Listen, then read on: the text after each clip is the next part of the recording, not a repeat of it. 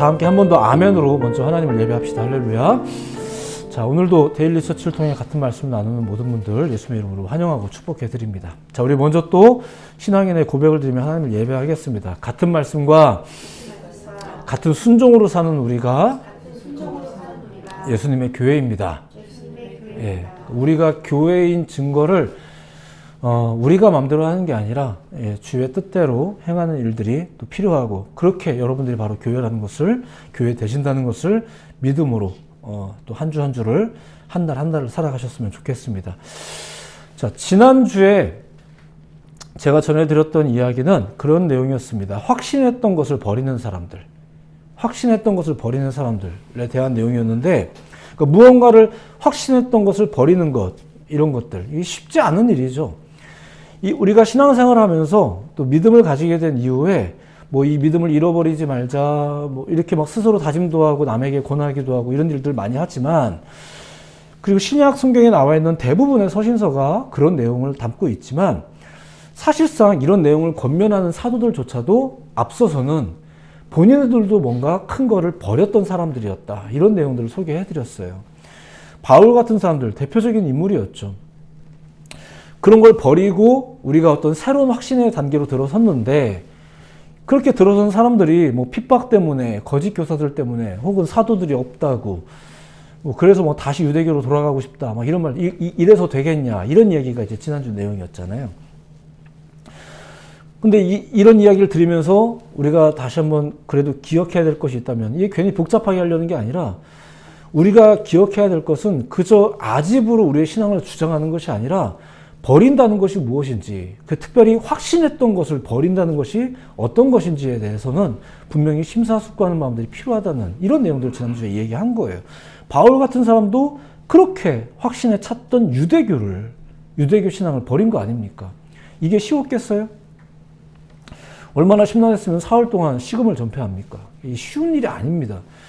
그러니까 우리가 여러분들 예수님 믿으려면 다 버리셔야 돼요, 이런 말을 어떻게 쉽게 할 수 있겠냐고요. 그러니까 복음을 전하는 자들도 경솔하지 않으려면 우리가 이 버린다는 것이 무엇인지, 그리고 확신했던 것을 가지고 있는 사람들, 야, 시키는 대로 해! 할 게 아니라, 우리 이 아이들조차도 이 아이들이 중요하게 생각하는 것이 어떤 마음인지는, 야, 그거랑 똑같은 인형 저기 대형마트에 가면 거기 얼마면 금방 살 수 있어, 이렇게 말하는 게 그것이 지혜로운 어른들의 이야기가 아닌 것처럼, 야, 그 인형을 잃어버렸구나, 얼마나 슬프니, 어떤 게 그 있더란 말입니다. 그래서 지난주에 그런 이야기를 나눈 거예요. 괜히 복잡한 이야기를 하려는 게 아니라, 그냥 우리가 예수님이 나 잘 믿자, 이렇게 하려고 하는 게 아니라, 확신했던 것을 버린다는 게 어떤 느낌일까, 어떤 마음일까, 그리고 우리 믿음의 사람들이 이런 걸 이해할 수 있어야 되지 않겠나. 바울도 그렇게 버렸고, 그렇게 심란한 중에 아나니아라는 사람을 만났는데, 이 아나니아도 마찬가지잖아요. 그리스도인들을 핍박하기로 엄청 유명했던 이 사울을 만나라는 어떤 환상을 딱 경험했는데 심란하잖아요. 나 잡으러 오는 사람한테 네 발로 가는 그런 셈인데 이게 쉽지 않죠. 뭐 그나마 다행인 것은 갔더니 이제 앞을 못 보고 있어서 그나마 다행이긴 했지만, 아무튼 이게 심란하잖아요. 그런 사람들 내가 왜 만나야 되나, 이런 마음도 들 수 있고. 그러니까 결국은 바울도 아나니아도 그들 안에 나름, 그게 뭐 아집이든 편견이든 그들 안에 있었던 그 나름의 확고함들이 있었는데, 그걸 무너지는 경험을 하면서 더 깊은 단계로 나아갔다, 뭐 이런 게 신앙인 거죠. 그 새로운 이제 확신에 들어선 자들로서 또 흔들리면 안 되지 않냐라고 이야기하는 게 신앙인들이 보통 거기부터 이야기를 주로 다루는 겁니다. 역시 그래서 이런 이야기가 괜히 복잡한 것 같고 긁어부스럼일지도 모르겠지만, 이런 이야기를 여러분들에게 먼저 말씀드리고 또 권해드리는 것은, 이러한 흔들림 자체를 우리가 먼저 인식하고 이해할 수 있어야 되지 않겠나. 그래야 누군가에게 이전 것은 버리셔야 됩니다, 뭐 이렇게 말할 때 강직하면서도 상대를 배려할 수 있는 그런 마음들을 가질 수 있겠죠. 그게 바로 성령의 사람들에게서 나타나는 긍휼히 여기는 마음, 하나님스러운 마음입니다. 예수 믿는 사람들이 뭔가 고집과 아집으로 똘똘 뭉쳤다, 아마 그 단계에서부터는 필요한 게 그건지 모르겠어요. 하지만 우리도 무언가를 버리면서 초대를 받은 사람들인 것처럼, 그리고 주님께서 우리를 그렇게 몰아세우기 위해서, 우리를 로봇처럼 기계적인 존재로 세우기 위해서 우리에게 강직하게 말씀하셨는가? 오해죠. 그 말씀에 대한 큰 오해고 하나님에 대한 큰 오해이기 때문에 괜한 얘기 같지만 이런 복잡한 이야기를 좀 드리는 겁니다. 신약 성경에 보면 유다서라는 책이 있어요. 이거는 예수님의 육신의 동생인 유다가 썼다고 알려진 책이죠. 이 책의 내용도 뭐 여느 서신서와 좀 뭐 내용은 비슷합니다. 그 예루살렘이라는 교회가 있는데, 예루살렘 교회에 들어가 있는 많은 성도들의 신앙을 미혹했던 사람들이 있었거든요. 사실은 그냥 유대교 자체가 그 그리스도인들에게 미혹됨이죠. 이런 신앙인들을 헷갈리게 만드는 이단자들, 이런 사람들이 경계해야 된다.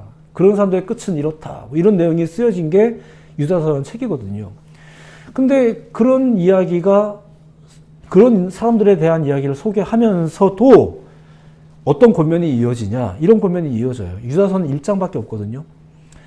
그 이단자들, 우리를 미혹하게 하는 사람들을 조심해라. 그 사람들 끝은 안 좋을 거야. 막 이런 얘기를 하면서도 뭐라고 말하는지 한번 들어보세요.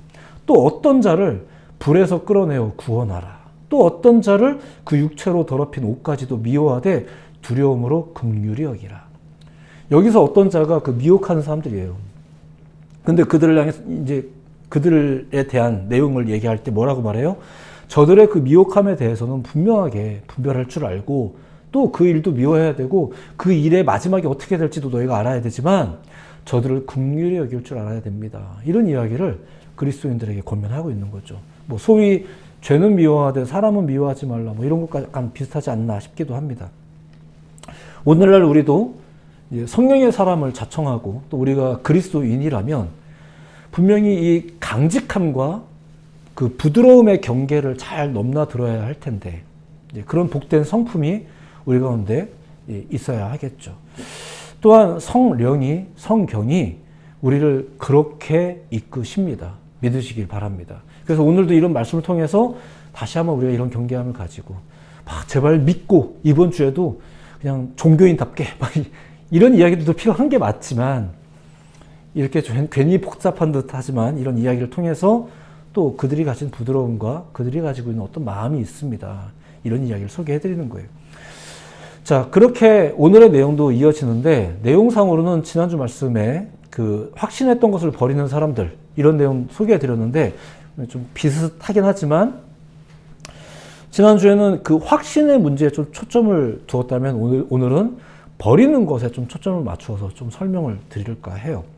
그리고 오늘 우리가 함께 읽은 이 본문은 여러분들 아침마다 여러분들에게 보내드리고 있는 묵상글의 한 진도이기도 합니다. 그러니까 조만간에 오늘의 이 본문은 또 여러분들이 만나시게 됩니다. 자, 빠르게 그냥 하나의 이야기로 설명드리면, 바울이라는 사람이 있습니다. 자, 그 사람이 로마에 가고 싶어 했었어요. 정확히는 로마 자체가 목적지는 아니고요. 그 로마를 지나 스페인까지 넘어가서 복음을 전하고 싶었는데, 그 로마 교회를 그 안디옥 교회처럼 약간 그렇게 전도 기지로, 선교 기지로 삼고 싶었던 거죠. 자, 그래서 겸사겸사 로마 교회의 성도들에게 이제 먼저 편지를 써서 보내는데, 그게 로마서입니다. 로마서 그 15장 30절에 보면 이제 약간 뜬금없지만 이런 이야기를 합니다. 바울이 자기가 유대 예루살렘에 이제 방문할 계획이 있다, 이런 얘기를 거기다 써요. 처음 보는 사람들한테. 그리고 뭐라고 얘기하냐면, 내가 그런 계획이 있는데 나를 위해서 기도해달라, 이런 내용을 쓰거든요.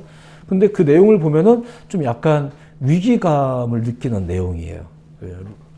내가 유대에서 순종하지 않는 자들로부터 건짐을 받게 하고, 또 예루살렘에 대하여 내가 섬기는 일을 성도들이 받을 만하게 하고, 막 이러면서 이제 나를 위해 기도해달라, 이런 내용을 하거든요.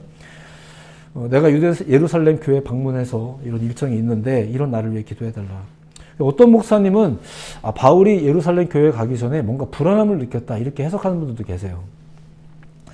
근데 뭐 정말로 그랬던 건지, 예루살렘에 갔다가 어떤 유대교 사람들의 이제 고발에 의해서 잡히게 됩니다. 그 이야기가 오늘 아침 묵상에서부터 이제 시작이 되거든요. 오늘 아침 보내드린 묵상글에 보면 오늘부터 진행되는 내용에 잘 나타날 겁니다. 실제로 바울은 예루살렘에 가는 것부터가 사실은 위험한 일이었습니다. 어쨌든 그렇게 갔다가 정말로 누군가의 고발로 인해 이제 로마 병사들에게 잡히게 되죠. 근데 이게 사실은 종교적 이해, 그 유대인들 사이에서의 종교적 이해 때문에 그 흥분한 유대 교인들이 억지로 고발해서 그런 거지, 바울이 죄가 없다는 것은 로마 행정 수반들도 다 알고 있었습니다. 다만 이렇게 흥분한 이제 백성들, 이제 우리 로마 정권 이하에 있는 이제 백성들을 또 나름대로 이제 아우러야 되고, 또 마냥 강구할 수는 없으니까 바울을 또 무조건 풀어줄 수가 없어가지고 이렇게 그냥 잡고 있는 거지, 죄가 있다고 생각은 안 했습니다. 근데 그 와중에 바울이 또 이제 로마인이라는 것이 밝혀지면서 이 행정수장들이 깜짝 놀라가지고 이제 저를 이제 잘 대해줍니다. 막 처음에 막 매질도 하고 이러다가, 그러다가 그런 과정 중에서 이제 예루살렘에서 가이사랴로 옮겨지고, 이게 사실은 보호하기 위해서 옮겨진 거예요. 재밌는 것은 일단 그렇게 고발을 당했기 때문에 죄인 취급을 당하고는 있는 거지만, 이런 로마인이라는 신분도 그렇고 또 여러 가지 이유 때문에 여느 죄수들과는 좀 다른 대우를 받습니다. 그렇게 잡아둔 게 뭐 자그마치 2년이 넘어서 좀 그런 거지, 사실상 뭐 로마의 행정부가 오히려 그 유대교의 광적인 사람들로부터 이 바울을 보호해주는 약간 모양새가 그렇습니다. 좀 이상하죠? 죄인인데 죄인이 아닌 것처럼. 더 이상한 건 바울도 이상해요. 이 사람은 별로 풀려나고 싶어 하는 것 같지가 않아요. 내 오명을 벗어버리고 난 그만두겠다, 이렇게 하려는 것 같지가 않습니다. 사실상은 오히려 그들이 무죄 판결을 하고 싶었는데, 본인이 오히려 이제는 내가 로마의 더 높은 그 법정에 가서 법정에서 판결받고 싶다 뭐 이러면서 상소를 하는 바람에 어쩔 수 없이 가는 거예요. 지금 원래는 풀어주려고 했는데. 좀 이상한 사람이죠. 뭔가 생각이 딴 데 있는 사람이에요. 자, 그래서 로마에 가고 싶다는 의견을 오히려 이 사람이 밝히는 바람에, 그럼 어쩔 수 없으니까 이제 얘를 데리고 가기로 한 거예요. 그렇게 해서 바울의 로마 여정이 시작이 돼요. 이게 생각지도 않게 예루살렘에서 잡혀서, 그것도 금방 간 것도 아니고 한 2년이 넘는 시간을, 이게 신분은 죄수로, 조금 약간 다른 대우를 받긴 했지만 죄수라는 신분으로 이렇게 되면서 로마 여정이 시작된 겁니다. 그게 오늘 본문이 기록된 사도행전 27장의 내용인데, 이 여정을 총괄하는 총괄자는 백부장 율리오라는 사람입니다. 그러니까 우리가 바울이 로마에 갔대 이렇게 얘기하는데, 그 사람이 간 게 아니에요. 그 사람 그냥 죄인이라 붙잡혀 있는 거고요. 이 여정을 지금 주도한 건 백부장 율리오라는 사람이에요. 그러니까 사실 이 사람이 중요한 거예요. 이렇게 여정이 시작됩니다. 어떤 정치적인 권한과 세속적 권한을 가지고 이 일을 진행을 합니다. 바울만 데려가는 게 아니라 또 다른 진짜 죄인들이 있나 보죠. 이렇게 몇몇 죄수들 데리고, 또 병사들, 부하 직원들 데리고 이제 로마로 가는 여정이 시작이 되는데, 배를 타고 가야 되는 상황이 되다 보니까 전문가들이 필요하잖아요. 그러니까 바다의 전문가, 배에 대한 전문가들을 또 섭외해서 배를 타고 가는데, 문제는 이게 굉장히 순탄하지 않았죠. 그래서 계속 이상하게 일이 꼬이고 날씨가 꼬이고 이러면서 계속 고민을 하는 상황인데, 이때 죄수 신분이었던 바울이 말합니다. 이게 27장 10절인데 한번 들어만 보세요. 백부장 율리오에게 하는 말입니다. 여러분이요, 내가 보니까 이번 항해가 하물과 배만 아니라 우리 생명에도 타격과 많은 손해를 끼칠 것 같다, 이런 얘기를 해요. 근데 이 말을 듣고 율리오가 뭐라고 말하냐면, 어떻게 했냐면은 11절, 백부장이 선장과 선주의 말을 바울의 말보다 더 믿더라, 이렇게 이야기가 나와요. 근데 이거를 뭐 나쁘게 말할 게 아니라 사실 이게 당연한 거죠. 왜 죄수의 말을 듣습니까? 전문가들의 말을 들어야지. 배 타고 가는데. 바울이 뭐 어부 출신도 아니고 배 전문가도 아니고. 그러니까 율리오를 뭐라고 할 문제는 아니에요. 근데 어쨌거나 이렇게 전문가의 말을 따라서 이제 이것저것 조치를 취하면서 이제 계속 로마에 가려고 이제 합니다. 임무를 수행해야 되니까. 그 전문가들의 소견이나 당시 상황에 대한 일반적인 견해를 정리하자면 이렇습니다. 그게 12절 내용인데, 그 항구가 뭐 이런 말이 나와요. 여기서 말하는 그 항구는 이제 현재 그들이 머물고 있었던 미항이라는 곳이었거든요. 근데 아무튼 여기서 겨울을 지내기에 불편함으로 거기서 떠나 아무쪼록 베닉스에 가서 겨울을 지내자 하는 자가 더 많으니, 베닉스는 그레데 항구라. 한쪽은 서남을, 한쪽은 서북을 향하였더라. 거두절미하고 지금 있는 이 미양이라는 곳 말고 저쪽으로 가자. 누가 그 의견을 낸 겁니까? 전문가들이. 그리고 이 백부장 율리오는 그들 말 듣는 거죠. 바로 지금 로마에 가기 어려운 상황인데 거기로 그럼 이동해서 거기서 좀 더 기다리다가 좀 어려운 시절 날씨 좀 나아지면 가자. 이렇게 하는데 바울은 그냥 미양에 있자 이렇게 말한다는 얘기예요. 근데 이제 당연히 전문가들의 의견을 따라서 거기로 가는 거죠. 13절 남풍이 순하게 불매 그들이 뜻을 이룬 줄 알고 닻을 감아 그레데 해변을 끼고 항해하더니 마침 남풍이 이게 살살 부니까 항해하기 딱 좋은 거죠. 그러니까 역시 가는 게 좋겠다. 전문가들 말이 맞네. 이러면서 출발했다는 얘기입니다. 자, 그런데 그렇게 출발했다가 유라굴로라는 태풍을 만나게 되는 거예요. 난리가 나죠. 배가 가려는 곳으로 가지 못하고 멋대로 흘러갑니다. 제가 이 표현도 굉장히 굵은 글씨로 썼어요. 배가 가려는 곳으로 가지 못하고 멋대로 흘러가요. 바로 여기부터가 오늘 본문 내용이거든요. 읽으시면 15절 내용부터가 여기에요. 배가 밀려 바람에 맞추어 갈 수 없어 가는 대로 두고 쫓겨가다가 이제부터 이 배는 더 이상 전문가들에 의해서 컨트롤되지 못하는 배입니다. 자, 오히려 전문가들이 오히려 이 상황을 빨리 파악을 하고 소견을 밝힙니다. 그 소견이 뭔지 아세요? 그냥 바람과 파도에 모든 걸 내맡기자. 이렇게 합니다. 이게 나름 전문가들이 내린 결론이자 최선입니다. 그래서 배는 결과적으로는 이제 로마로 바로 가고 그레데로 바로 가는 게 아니라 이제 엉뚱한 곳으로 흘러가기 시작합니다. 거기에 맡겨야지 뭐 어떻게. 그래서 도착한 곳이 가우다라는 곳인데 여기는 아직 폭풍은 몰아치는 중이지만 이 가우다라는 섬이 약간 바람막이가 되는 그런 곳이었대요. 그래서 약간 진정이 되니까 제일 먼저 이 배 전문가들이 했던 조치가 있는데 그게 뭐냐면은 16절과 17절인데 들어보세요. 가우다라는 작은 섬 아래로 지나 간신히 거루를 잡아 끌어올리고 줄을 가지고 선체를 둘러감고 스르디스는 암초 같은 거 말하는 겁니다. 여기에 걸릴까 두려워하여 연장을 내리고 그냥 쫓아가더니 이런 말이 나오는데 이게 무슨 말이냐면은 이런 겁니다. 거루가 뭔지 아시죠? 거루배. 배에 실려있는 작은 배들 뭐 이런 거 본 적 있으시죠? 이게 무슨 배인지 아시죠? 그리고 당시에는 보통 이 거루배를 배 뒤에다 매달아서 다 가요. 근데 이런 폭풍을 만나면 이제 배끼리 부딪혀서 무너지거나 초에 걸려서 이게 또 막 망가지면 안 되니까 이 거루배를 보호해야 되거든요. 왜냐하면 이 거루배가 항구 시설이 없는 곳에 상륙할 때, 그럴 때나 혹은 지금 이런 위기 상황이 됐을 때 최종적으로 탈출선으로 쓰여지는 게 이 거루배니까. 그러니까 요거를 챙기는 거예요. 아직 막 바람 몰아치고 있는데도 위기 상황인데도 불구하고 이 전문가들이, 선원들이 야 이거는 꼭 챙겨야 돼. 이렇게 아무리 힘든 상황이라도 이것만은 챙겨야 돼. 우리도 가장 힘들 때 그래도 이건 꼭 챙겨야 된다. 이런 거 있잖아요. 이 전문가들은 또 알겠죠. 그 분야에 속한 사람들은 또 각자 생각하는 게 있단 말입니다. 이런 판단 때문에 아직은 바람이 막 휘몰아치고 있지만 이런 수고를 기꺼이 하는 거죠. 최후의 수단만큼은 남겨둬야 되니까. 예, 그렇게 해서 하는 거예요. 자, 그런데 폭풍이 약화될 조짐이 없었던 거죠.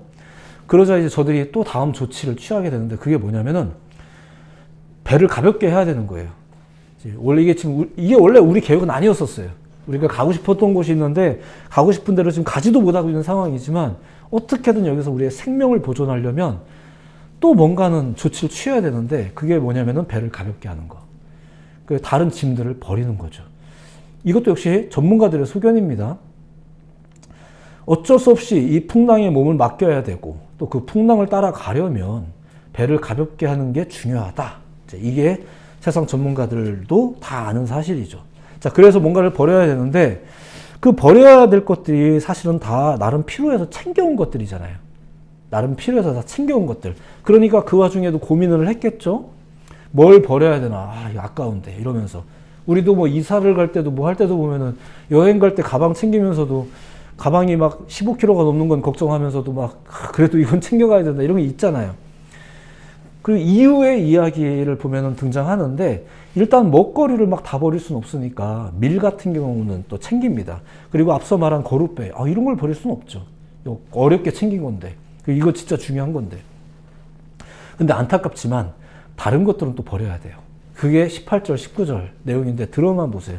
우리가 풍랑으로 심히 애쓰다가 이튿날 사공들이 짐을 바다에 풀어버리고 사흘째 되는 날에 배의 기구를 그들의 손으로 내버리니라. 안타깝죠. 얼마나 이게 아까웠겠어요. 근데 이거는 살기 위한 조치예요. 한 가지 재밌는 건 이런 겁니다. 오늘 본문 이후의 내용이긴 한데 이 유라굴로 광풍이 좀 잠잠해지고 좀 어느 정도 육지가 가까워진다 싶으니까 이 항해 전문가들, 선원들이 그 앞서 챙겼던 거 거룻배 있잖아요. 그거 타고 자기들만 몰래 살자고 도망가려고 합니다. 그래서 바울이 그걸 눈치채고 건의를 해요. 백부장 율리오에게 건의를 해서 그 나룻배를 버려요. 그러니까 이게 진짜 나쁘죠. 자기들만 살자고 전문가들이라는 사람이 더 잘하는 사람들이 기껏 그거 챙겨서 자기들만 살려고 도망가는 것도 나쁘고 또 니네들만 살려고 하다니 이러면서 나룻배를 버리는 바울이나 백부장도 좀 나빠 보이긴 합니다. 근데 어쨌거나 이렇게 정말 큰 위기가 닥쳤을 때 이제 그들이 지금 무슨 일을 했는지를 잘 보세요. 나름 이것저것 조치를 취했는데 그 조치라는 게 바로 버리는 것. 그리고 그 와중에도 나름 챙긴 거 그거 가지고 뭐 합니까? 서로 죄 짓습니다. 서로 죄 져요. 죄 짓는 데 써요. 그 똑똑한 머리 가지고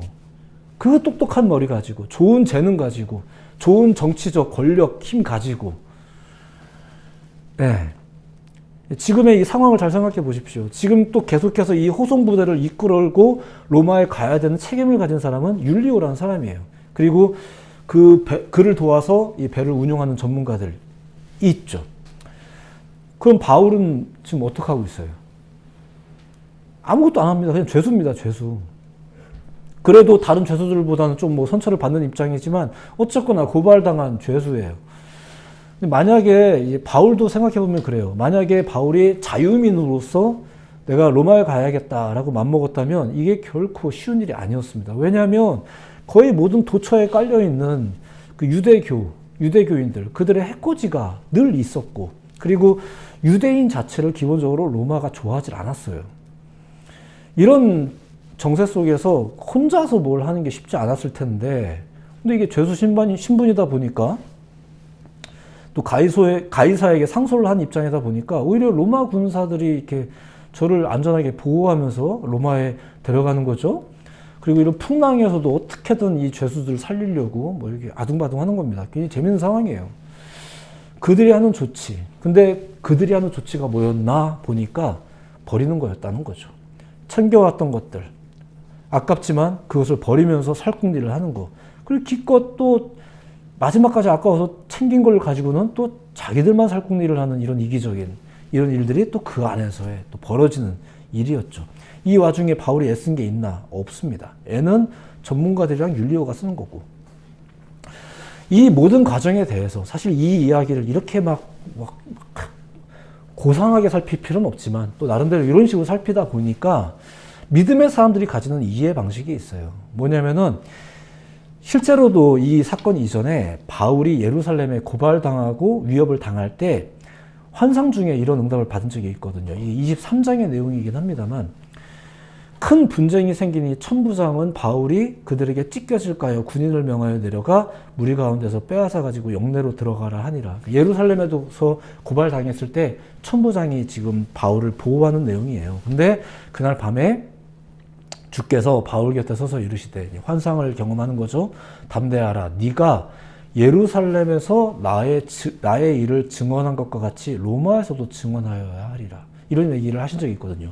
그러니까 우리 믿음의 사람들이 가지는 생각은 이렇습니다. 이런 유라굴로 광풍이라든가 이런 이야기들을 보면서 뭔가 순탄하진 않긴 한데 이런 이야기를 보면서 아, 하나님의 뜻이 이런 식으로 하나하나 성취되어 가는구나. 이렇게 우리가 보는 거예요. 그게 무슨 억지입니까? 그렇게 보일 수도 있겠네요. 하지만 그들이 가지고 있는 발상과 생각이 있고 그렇기 때문에 이런 이야기를 설명을 드리는 거죠. 오늘의 말씀은 이렇게만 또 소개하려고 해요. 왜냐하면 다음 주에 좀 더 디테일하게 또 살펴봐야 될 부분이 있으니까 조금씩 이어나갈 겁니다. 기독교 신앙은 어떤 것에 대한 보장을 주요 메시지로 하지 않습니다. 뭐 예를 들자면 뭐 하면 뭐 합니다. 이런 얘기들이 기독교 신앙의 사실 주요 메시지가 아닙니다. 근데 현재는 주로 그런 식으로 이해가 되곤 하죠. 잘 믿으면 축복받고, 뭐 죽으면 좋은 데 가고, 뭐 이런 식입니다. 근데 이게 사실은 굉장히 무속적 기대예요. 부끄럽지만 기독교 신앙이 묘하게 변질된 거죠. 이 우리나라만 그런 게 아니라, 또 지금 시대만 그런 게 아니라 아주 뭐 역사가 깊습니다. 부끄러운 역사긴 한데, 그렇게 사람들은 신앙을 통해 더욱 많은 것을 가지길 원합니다. 더 많은 것을 내 주변에 두기를 원하죠. 그리고 그걸 축복이라고 칭합니다. 하나님의 은혜라고 칭하죠. 정말 그러한가? 뭐 이런 질문들을 하는 신앙을 우리 그리스도인들은 가지기 시작하죠. 이게 뭔가? 뭐 이런 것들 보고. 실제로 성경을 보니까 어떻던가? 사실은 그와 정반대의 경우가 대부분이더라는 거죠. 오히려 더 많은 것을 내려놓으라고 권면하는 게 있어요. 진정으로 하나님의 뜻에 따라 살아갈 수 있도록 진정한 생명의 문제를 위해서 자기 것을 들여 떡을 떼고 나누라, 이렇게 사도들이 처음부터 가르쳤죠. 이거 사도행전 2장부터 시작될 때부터 이렇게 가르쳤어요. 그럼 이게 손해의 문제냐? 아닙니다. 결코 그런 문제 아닙니다. 모든 경우가 다 똑같이 적용되는 건 아니겠지만 세상의 전문가적 소견을 봐도 버리는 것은 항상 중요한 전제가 되곤 했었어요. 풍랑에 대처하는 방법으로서 이 선장과 선원들이 했던 조치를 보세요. 그리고 건강을 위해서 의사가 항상 환자들에게 권하는 내용들을 보세요. 안 좋은 습관을 버리십시오. 뭐는 버리십시오. 뭔가를 버리는 문제는 여러 가지 전문가적 소견에서도 볼 때 굉장히 중요한 포지션을 가지고 있습니다. 더 좋은 웰빙을 위해서, 그리고 생명을 위해서 굉장히 중요한 포지션을 점하고 있는 게 바로 어떤 버리는 것. 기독교 신앙이 바로 그 본질에 대해서 이야기하고 있는 거죠. 버리는 것. 근데 어느 순간 사실 그 이전부터, 유대교 시절부터 이상하게 변질된 신앙은 뭐예요? 더 많이 가지는 것. 더 많이 챙기는 것. 누가 준대요? 하나님이 준대요. 잘 믿으면, 니네가 더 많이 봉사하면, 헌금 많이 하면, 봉사 많이 하면, 요거 조정하자고 오신 건데, 이거 틀렸다고 오신 건데, 우리가 오해하는 부분이 있다면 좀 정비를 해야 되겠죠? 기독교 신앙은 바로 그런 부분을 정비하고 가르치고 있습니다. 무언가를 더 잘하는 것도 중요하지만 사실은 무언가를 버리는 것부터, 무언가를 내려놓는 것부터, 이게 항상 좀 우선순위에 있었습니다. 물론 이에 대한 오해가, 이에 대한 괜히 두려움이 우리 가운데 다가오는 것도 사실이지만, 그러니까 메시지를, 이야기를 잘 들어보실 필요가 있죠. 가끔 이러한 메시지가, 다시 말씀드리지만, 그리스도인이 되면 그럼 무조건 손해를 봐야 되느냐, 이렇게 이해될 때가 있는 건 사실인데 절대 그렇지 않습니다. 앞서 말씀드렸듯이 그들은 강직해야 할 것에 대해서는 굉장히 강직한 자들입니다. 그리스도인들이 가져야 될, 성령의 사람들이 가져야 될 그런 궁극적인 마음의 자세가 있다는 거죠. 강직함과 또 한없는 부드러움, 이런 것들이 그들에게 있다는 얘기예요. 그리고 그것이 바로 긍휼히 여기는 마음이었어요. 하나님스러운 마음이죠. 그 마음이 성령의 사람들에게서 나타나는 지혜이자 행위이자 그게 능력인 거예요. 세상의 전문가들이 살 길을 찾기 위해 쓰면서 결국 내리는 결론, 싫어도 버리는 것. 기독교 신앙에서는 1차적으로 권면하는 가르침, 그게 버리는 것. 크게 다르지 않습니다. 복음 전파의 사명을 다하고자 자신을 내려놓고 기꺼이 죄수 신분을 자처한 바울. 아깝지만 할 수 있는 것이 없다는 판단으로 지금 가진 것을 버리기로 결정한 세상의 전문가들. 버리는 것 중요하죠. 어리석어 보이고 아까워 보이고 쉽게 못 놓고, 그렇지만 이것이 생명을 위해 얼마나 귀중한 결정이며 얼마나 중요한 지혜인지 깨닫는다면 우리는 때로 용기를 낼 수 있겠죠. 신앙 가운데서 우리에게 알려주는 귀한 초청이 있고 메시지가 있죠. 오늘은 그 내용 중에 버리는 것을 소개해드렸습니다. 지난주는 확신했던 것에 대한 이야기를 말씀드렸고, 오늘은 버리는 것. 아깝죠. 확신했던 건데, 좋은 건데 아깝죠. 근데 오늘은 후자에 좀 포커스를 맞춰서 설명을 드렸습니다. 버리는 것부터. 우리 기독교 신앙도 새로운 확신의 확신으로 들어선 사람들은 그래서 가끔은 좀 불편하지만 아집처럼 들리기도 하지만 자꾸 이제 믿으면 선배들이 앞서 믿은 사람들이 자꾸 우리들한테 그런 얘기를 조금씩 하는 거예요. 힘들어도 이럴 때는 꼭 나와. 이럴 때는 좀 해야 돼. 이런 말들을 좀 가르치는 거죠. 너무 서운해하지 마시고 너무 괴로워하지 마시고 그 메시지가 가진 무게들과 의미들을 좀 많이 고민해 보시는 것도 꼭 필요한 작업 중에 하나입니다. 긍휼히 여기는 마음을 가지시고 신앙에 대한 바른 이해를 꾀하시면서 살아가는 여러분들 모두가 되기를 다시 한번 예수님의 이름으로 축복해 드립니다. 기도하겠습니다.